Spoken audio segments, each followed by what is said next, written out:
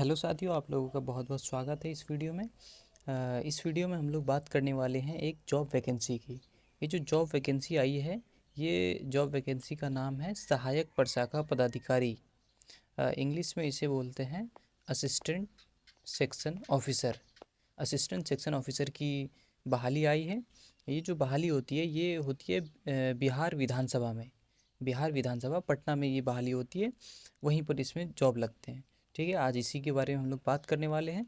तो हम लोग जानने वाले हैं कि ये फॉर्म कब से कब तक भर सकते हैं, और ये फॉर्म भरने के लिए जो है हमारी क्वालिफ़िकेशन क्या होनी चाहिए, योग्यता क्या होनी चाहिए इसके लिए, और इसका एज क्राइटेरिया क्या होगा, ये बात करेंगे। और सबसे इम्पोर्टेंट बात, इसकी सैलरी, इसमें सैलरी क्या रहने वाला है ये जानेंगे। और हम लोग जो है एग्ज़ाम पैटर्न भी जानेंगे कि इसका एग्ज़ाम पैटर्न क्या है। ठीक है, चलिए वीडियो की शुरुआत करते हैं और जानते हैं कि उससे पहले जानते हैं कि इसमें टोटल सीट्स कितना रहने वाला है।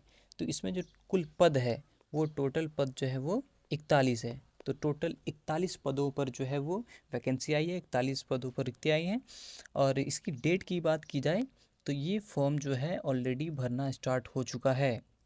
जी हाँ, ये फॉर्म जो है ऑलरेडी भरना स्टार्ट हो चुका है। ऑनलाइन आवेदन प्रारंभ करने की तिथि जो है 29/5/2025, 29/5 से जो फॉर्म भरा जा रहा है। और इसकी जो अंतिम तिथि है वो 23/6/2025, मतलब 23 जून 2025 तक आप लोग जो है इस फॉर्म को भर सकते हैं। ठीक है, जो साथी अब तक नहीं भरे हैं वो जल्दी से भर लें। और उससे भी पहले चलिए जानते हैं कि कौन कौन इसके लिए योग्य है। ठीक है, ये फॉर्म जो है पहले बता दूं कि ये सिर्फ़ और सिर्फ जो है वो ऑनलाइन भरा जाएगा। ठीक है, ये फॉर्म जो है सिर्फ़ और सिर्फ ऑनलाइन भरा जाना है। और ये जो वेबसाइट है www.bpsc.bihar.gov.in, इसी वेबसाइट पर से ये फॉर्म जो है वो भरा जाएगा। ठीक है, चलिए फिर वीडियो को आगे बढ़ाते हैं। डेट हम लोगों ने जान लिया। बाकी अगर बात की जाए क्वालिफ़िकेशन की, ठीक है, तो क्वालिफ़िकेशन जिन लोगों के पास स्नातक की डिग्री है, मतलब जो लोग ग्रेजुएट हो चुके हैं, मतलब अभी अभी 2025 में भी जिन लोगों ने या फिर बीए हो, बीएससी हो, या फिर बीकॉम हो, उसका जिन्होंने जो है वो तीसरे पार्ट का, थर्ड पार्ट का जिसने एग्ज़ाम दे दिया है, वो भी इस फॉर्म को आसानी से भर सकते हैं। या फिर जिनका आज अभी से पहले जिनका हो चुका है ग्रेजुएशन, स्नातक, वो जो है आसानी से फॉर्म भर ही सकते हैं। ठीक है, बात की जाए इसकी एज क्राइटेरिया की, तो एज क्राइटेरिया के लिए हम लोग नीचे चलते हैं। जी हाँ, तो जैसा कि बता दिया, शैक्षणिक योग्यता मतलब किसी मान्यता प्राप्त विश्वविद्यालय से स्नातक की डिग्री जो है वो आपके पास होनी चाहिए। अब बाकी उम्र सीमा की बात की जाए तो वो 1 अगस्त 2025, मतलब एक अगस्त 2025 तक आपका, अगर आप जनरल से बिलोंग करते हैं तो मिनिमम 21 साल, और जो मैक्सिमम है वो 37 साल है ना। इसको मैं नीचे लिख देता हूँ यहाँ पर, मिनिमम 21 साल और मैक्सिमम जो है आपका 37 साल होना चाहिए। ठीक है, अगर आप ओबीसी से बिलोंग करते हैं तो आपका जो है वही रहने वाला है, मिनिमम 21 साल से लेकर के मैक्सिमम जो है आपका 40 साल। अगर आप एससी या फिर एसटी से बिलोंग करते हैं तो आपका जो है उम्र सीमा वो 21 से लेकर के 42 ये जो है रहने वाला है ना। जैसा कि यहाँ पर लिखा हुआ भी है कि न्यूनतम 21 वर्ष एवं अधिकतम जो है वो 37 वर्ष, किसके लिए, अनारक्षित के लिए, मतलब अनरिजर्व कैटेगरी, जो लोग जनरल से बिलोंग करते हैं। और पिछड़ा वर्ग और अत्यंत पिछड़ा वर्ग, पुरुष एवं महिला दोनों के लिए जो है वो जो है उम्र 40 रहने वाला है।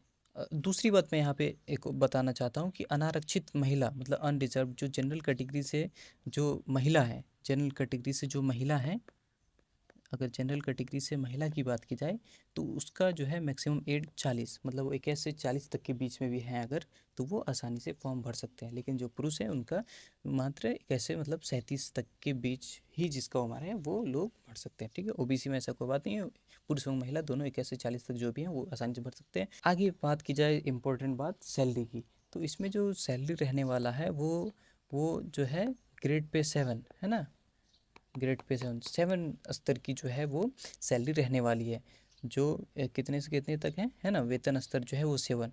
और ये जो है 44,900 से 1,42,400 तक रहने वाली है। ठीक है, तो अच्छी खासी सैलरी मिल रही है यहाँ पर। और चलिए एग्ज़ाम पैटर्न की बात की जाए अगर, तो यहाँ पर जो है एग्ज़ाम पैटर्न, मैं एक नया पेज ले लूँ। अगर एग्ज़ाम पैटर्न की बात की जाए और कितने कितने क्वेश्चंस रहने वाले हैं, क्या टाइम मिलने वाला है और क्या वो टोटल बात बताइए। ये जो टोटल एग्ज़ाम है ये टोटल जो है आपका ऑब्जेक्टिव बेस्ड है ना, मल्टीपल चॉइस क्वेश्चंस के रूप में रहने वाला है। टोटल जो है वो आपको ऑब्जेक्टिव क्वेश्चंस रहने वाला है, ठीक है। ये जो एग्ज़ाम होगा आपका, ये एग्ज़ाम आपका 2 स्टेज में होगा। पहला होगा प्रारंभिक परीक्षा, है ना, जिसको प्रीलिम्स भी बोलते हैं, प्रिलिमिनरी एग्जामिनेशन। दूसरा होगा आपका मेन मेन एग्जामिनेशन, ठीक है। ये जो होगा आपका वो होगा सामान्य अध्ययन का, है ना, सामान्य। यहाँ पे अगर आप देखें तो इधर नीचे सिलेबस दिया हुआ है यहाँ पे, ठीक है। 2 चरण में आयोजित की जाएगी। प्रथम चरण में जो है वो प्रारंभिक प्रतियोगिता परीक्षा, ठीक है। उसके बाद जो होगा उसके बाद फिर मुख्य परीक्षा, ठीक है। प्रारंभिक परीक्षा में जो है वो सामान्य ज्ञान का पेपर होगा, जिसमें से कि 3 खंड रहने वाले हैं। एक होगा सामान्य अध्ययन का, उसके बाद सामान्य विज्ञान एवं गणित का, उसके बाद मानसिक क्षमता जांच का, ठीक है। सबके जो है 50-50 क्वेश्चन रहने वाले हैं। तो 50 क्वेश्चन और 3, टोटल जो है आपके 150 क्वेश्चन हो गए, 150 प्रश्न हो गए, ठीक है। 150 प्रश्न, और हर एक प्रश्न के लिए जो है आपको 1 मार्क्स, 1 अंक जो है वो दिए जाएंगे, ठीक है। और इसका जो टाइम रहने वाला है, टाइम वो आपको टोटल टाइम मिलेगा 2 घंटा 15 मिनट। 2 घंटा 15 मिनट में आपको जो है टोटल सवाल हल करने होंगे। और हाँ, इसमें जो है कोई भी नेगेटिव मार्किंग नहीं है, नो नेगेटिव मार्किंग, ठीक है। तो अगर आप एक भी क्वेश्चन गलत करते हैं तो आपके जो है अंक कटेंगे नहीं, आपके एक भी नंबर जो है वो नहीं कटने वाले। और इसके लिए एक और मेन बात जो कि बहुत इम्पोर्टेंट, शायद ये आपने कहीं और देखा होगा, कि इसमें जो है ये पुस्तक सहित ली जाएगी। प्रारंभिक परीक्षा जो है वो पुस्तक सहित ली जाएगी, यानी कि परीक्षार्थी जो है अपने साथ चाहें तो पुस्तक ले जा सकते हैं। हर एक खंड के लिए एक ही पुस्तक ले जाने की छूट होगी, ठीक है। अपने साथ अधिकतम जो है 3 पुस्तक लेके जा सकते हैं। एक इसके लिए, दूसरा सामान्य विज्ञान एवं गणित, और तीसरा रीजनिंग के लिए, ठीक है। यहाँ पर दिया हुआ भी है, एक आप सामान्य ज्ञान के लिए ले जाएंगे और एक गणित के लिए और एक सामान्य विज्ञान के लिए, जो है 3 किताब लेके जा सकते हैं, ठीक है।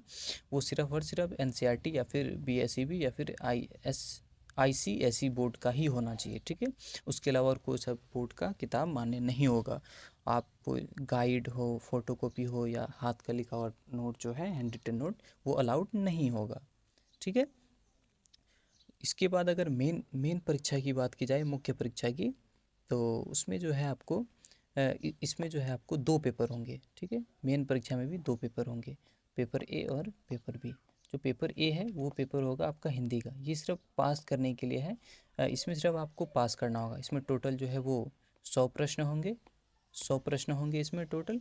और इसके लिए टाइम भी सेम मिलने वाला है, 2 घंटा 15 मिनट, ठीक है। और इसमें से जो आपको मात्र 30% अंक लाना है, मतलब आपको 30 नंबर लाना है पास करने के लिए। अगर आप पास कर गए तो फिर आप, इसका नंबर जो है मेरिट लिस्ट में नहीं जुड़ेगा।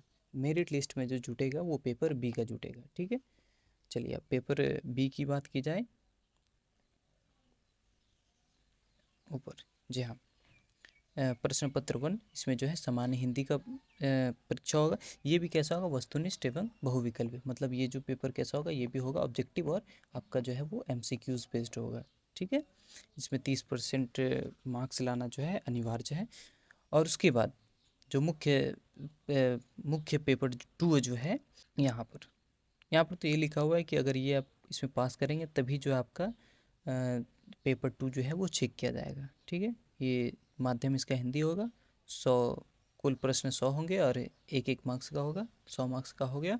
टाइम 2 घंटा 15 मिनट। और जो पेपर 2 है वो होगा आपका सामान्य ज्ञान पर आधारित, ठीक है। इसमें भी वही है, वस्तुनिष्ठ एवं बहुविकल्पी है, मतलब ये भी आपका जो है ऑब्जेक्टिव होगा और एमसीक्यू बेस्ड क्वेश्चन होगा, ठीक है। इसमें जो क्या क्या पूछा जाएगा वो देखिए यहाँ पर लिखा हुआ है, वो है आपका सामान्य अध्ययन से टोटल 50 क्वेश्चन होंगे, सामान्य विज्ञान एवं गणित से भी 50 क्वेश्चन होंगे, और मानसिक क्षमता जाँच, रीजनिंग बोल सकते हैं, उससे टोटल जो है आपके 50 क्वेश्चन होंगे। टोटल हो गए आपके 150 क्वेश्चन, मतलब 150 प्रश्न हो गए आपके यहाँ पर। और हर एक प्रश्न के 1 मार्क्स मिलेंगे आपको, 1 अंक मिलेंगे, है ना। तो 150 मार्क्स के हो गए। और इसमें भी नेगेटिव मार्किंग नहीं है। और सामान्य ज्ञान मुख्य परीक्षा में प्रश्न पत्र की भाषा का माध्यम जो है वो हिंदी एवं अंग्रेजी यानी कि दोनों में पेपर होगा। ठीक है, उसके बाद टाइम बता दें 2 घंटा 15 मिनट। अगर आप लोग और भी सिलेबस का जो इसका पाठ्यक्रम है उसका और भी ज़्यादा डिटेल से एक्सप्लेनेशन चाहते हैं, डिटेल्ड एक्सप्लेनेशन, तो आप लोग कमेंट करेंगे, मैं इसके लिए एक फुल वीडियो लाऊंगा और बढ़िया से बताऊंगा कि सामान्य हिंदी में भी क्या क्या पूछा जाएगा, है ना। और पूरे मतलब सिलेबस का डिटेल एक्सप्लेनेशन मैं ला के दूंगा। और अगर इस वीडियो में कुछ रह गया है, कुछ छूट गया है, या कुछ आप लोग कुछ ऐड ऑन करना चाहते हैं, बताना चाहते हैं, तो आप लोग कमेंट करें, मैं ज़रूर उसको सुधारने की कोशिश करूँगा। और जो भी कुछ रह गया तो मैं बताने की कोशिश करूँगा। ठीक है, और दूसरी बात ये कि अगर आप लोग फॉर्म भरना चाहते हैं, और आप लोग चाहते हैं कि फॉर्म ऑनलाइन कैसे भरा जाए, इस पर भी अगर आप लोग वीडियो चाहते हैं तो आप लोग कमेंट करेंगे, मैं एक नई वीडियो लाऊंगा और उसमें स्टेप बाय स्टेप बताऊंगा कि फॉर्म कैसे भरा जाए। ठीक है, अंत तक बने रहने के लिए बहुत बहुत धन्यवाद। मिलते हैं किसी अगले वीडियो में। शुक्रिया।